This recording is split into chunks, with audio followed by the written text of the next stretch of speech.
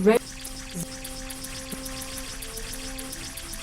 Centuries ago, 4 prison ships from Earth veered off course and journeyed deep into the remote Caprulu sector. There they crash-landed on the planets of Tarsonis, Moria, and Umoja.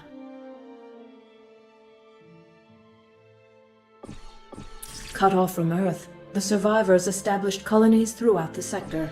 The largest, Tarsonis, was founded by a powerful yet increasingly oppressive government called the Confederacy.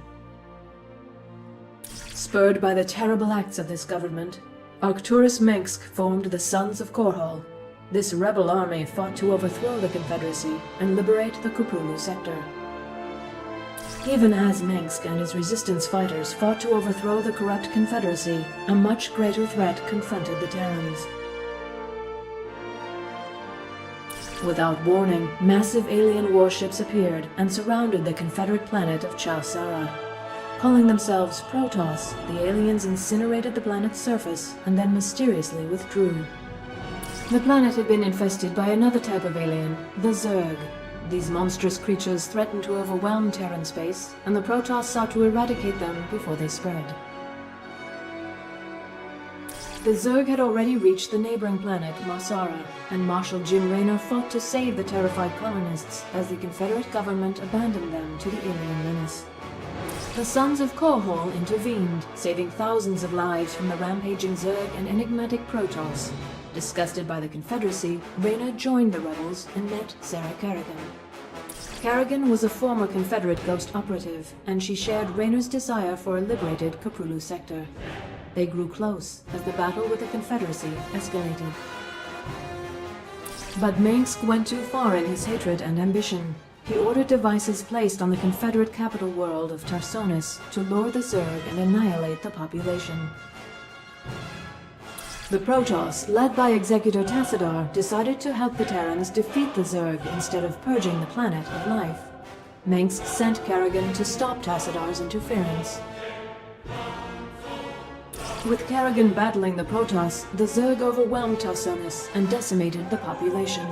Having achieved his goals, Mengsk left the planet and abandoned Kerrigan to the aliens.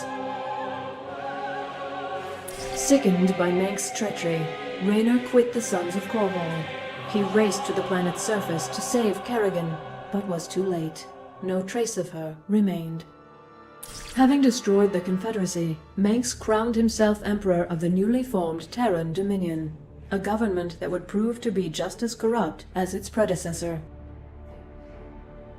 Raynor mourned the loss of Kerrigan and vowed revenge. Unbeknownst to him, however, the Zerg hadn't killed Kerrigan. Instead, they took her to the volcanic planet of Char. On Char, Kerrigan was transformed into the alien Queen of Blades. She became a being of immense psionic power, loyal to the Overmind, ruler of the Zerg swarm. Separate from Tassadar's forces, another Protoss faction emerged from the shadows. Zeratul and his Dark Templar sought to end the Zerg expansion through stealth and the power of the Void.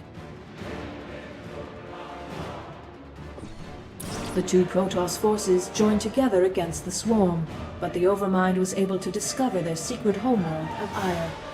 The Zerg quickly invaded, and the Overmind embedded itself in the planet's surface. Zeratul taught Tassadar how to combine his powers with those of the Void. Tassadar fused those energies into his ship and crashed it into the gargantuan Overmind, destroying it utterly. Despite Tassadar's sacrifice, the Protoss on Aya were forced to seek refuge on the Dark Templar homeworld of Shakuras. With the Overmind destroyed, Kerrigan assumed control of the Zerg. Raynor began a resistance movement against the oppressive Dominion. In retaliation, Mengsk deployed his greatest weapon, propaganda, to marginalize Raynor's efforts and paint him as a terrorist. It is now 4 years later. Kerrigan and the Zerg have remained ominously silent.